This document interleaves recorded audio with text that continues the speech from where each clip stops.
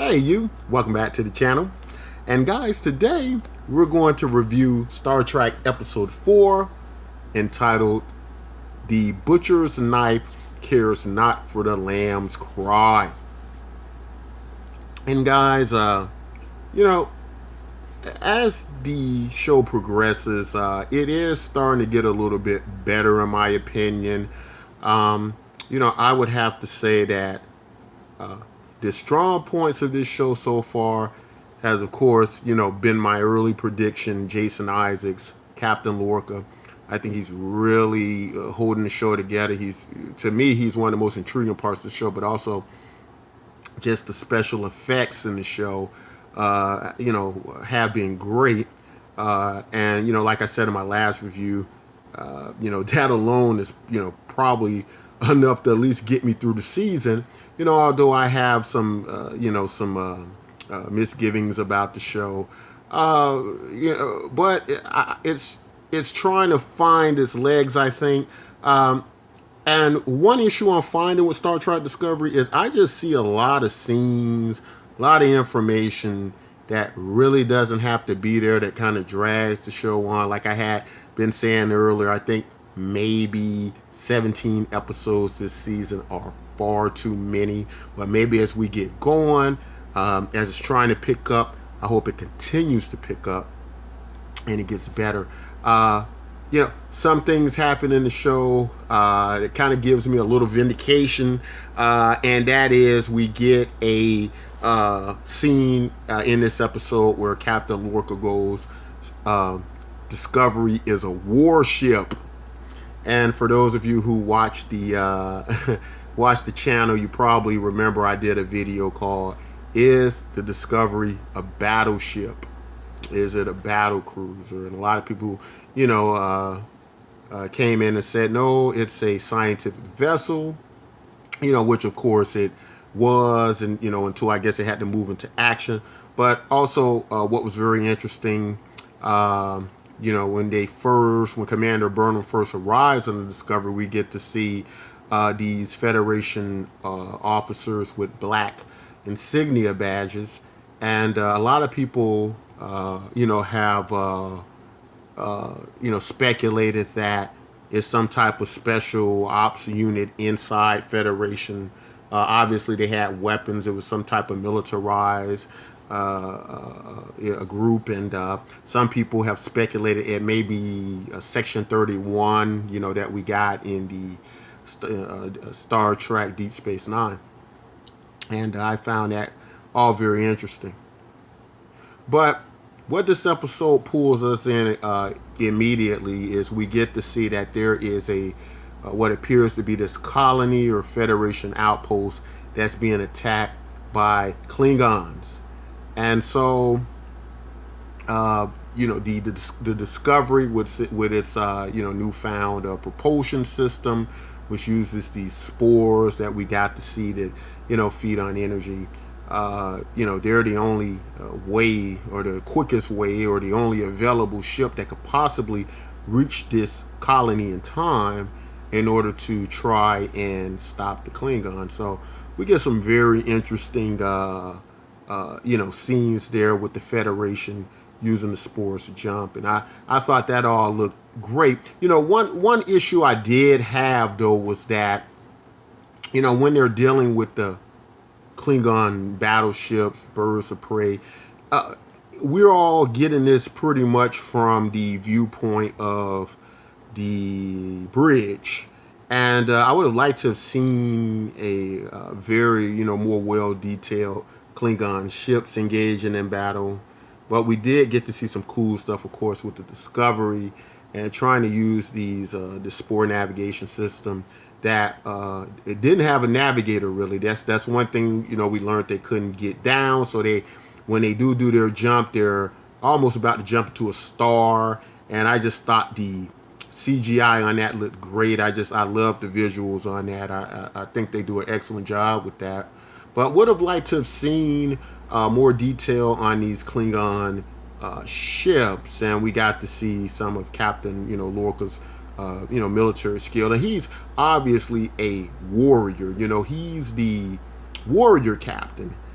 And some people have, complained about the mood of the show, Star Trek Discovery, and I've never had a problem or issue with it going this direction, going this route, kind of being this more serious Star Trek situation, because they are engaged more in a war.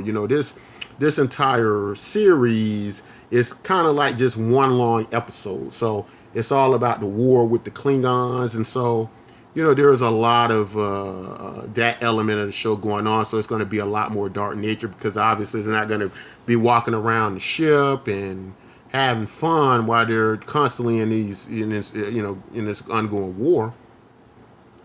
But I was fine with all that. One issue I am having though is that it seems in some ways confused about what it wants to be. Like, for instance, I believe if they really want to kind of make this a more dark approach to Star Trek, a more warrior type situation, why not kind of go to Battlestar Galactica route? I felt Battlestar Galactica did that the best, with dealing with a crew in space in a war situation and trying to get us engaged with how the crew would react to that. And I know a lot of people say, well, that's not the nature of Star Trek. That's not what Star Trek is all about. But, guys, I guess we've already kind of been down that road. This is the route that this particular version of Star Trek wants to take.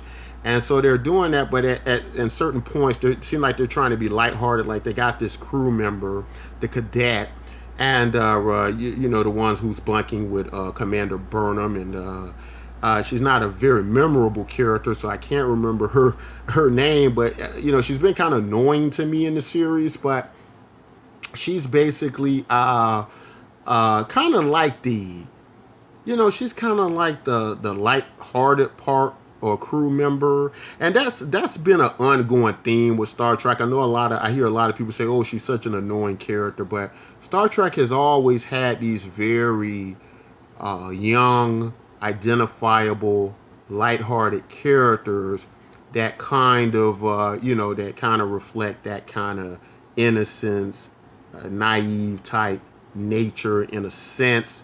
I believe in the Next Generation, I remember the first few seasons they had like Wesley Crusher, and he would sit up there, and he wasn't even a member of Starfleet.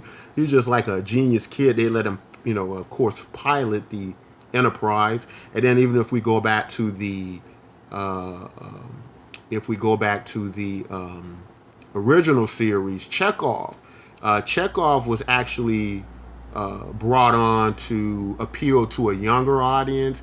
That's why he had the kind of famous bowl-shaped haircut to kind of resemble a younger, popular audience at the time, like the Beatles or John Davies from the Monkees. For those of you all who know about series, and I'm not that old. Those shows were beyond my point. But I watch a lot of Star Trek documentaries, and I recall some of that being the reason behind elements of like why Chekhov was brought in. But it's always been this kind of appeal to the lightheartedness of Star Trek, younger audiences, and various things like that.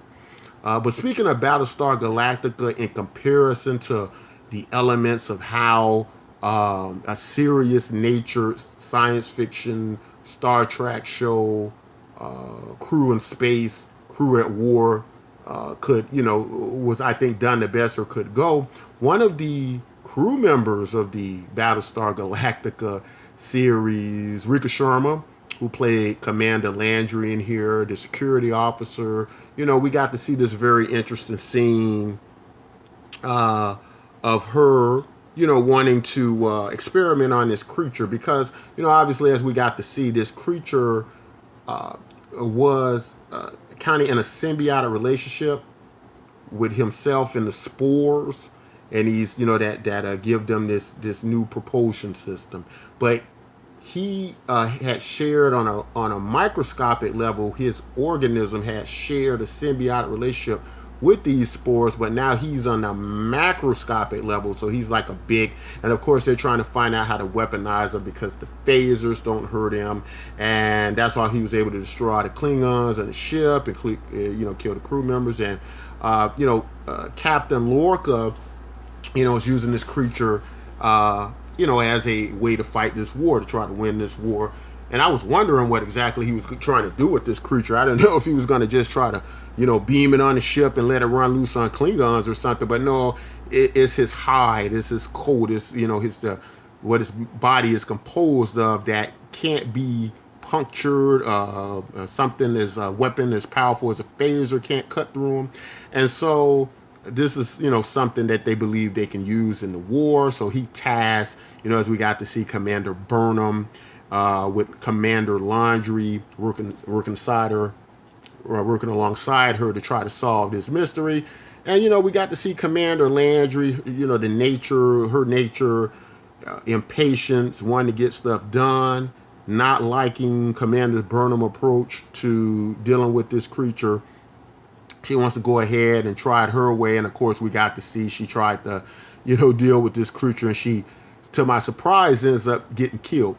And I didn't very much like that. I liked the character that Commander Landry brought to the show. I really did kind of like her, even though a lot of the people on the show kind of have this very, you don't see a whole lot of camaraderie. Like, I haven't really seen any of these crew members who are real, real comrades with each other. And Commander Landry seemed not any different.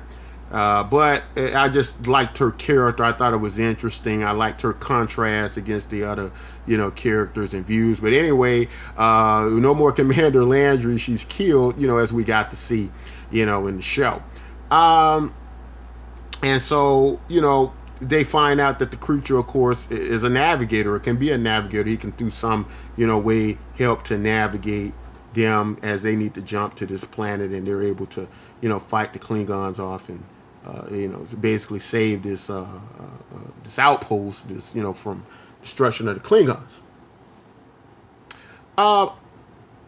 Next we got to see what's happening with the Klingons. I believe his name is Vought, the albino Klingon, or the kind of pale Klingon, and we got to see I can't remember this Klingon's name, but he comes to their aid because they need food as they're adrift, trying to repair the only Klingon ship that can cloak and be a weapon. But he pretty much just kind of takes over because he sees he has the upper hand. He has food that they need to eat with, and he basically maroons Vought on the Shinzu.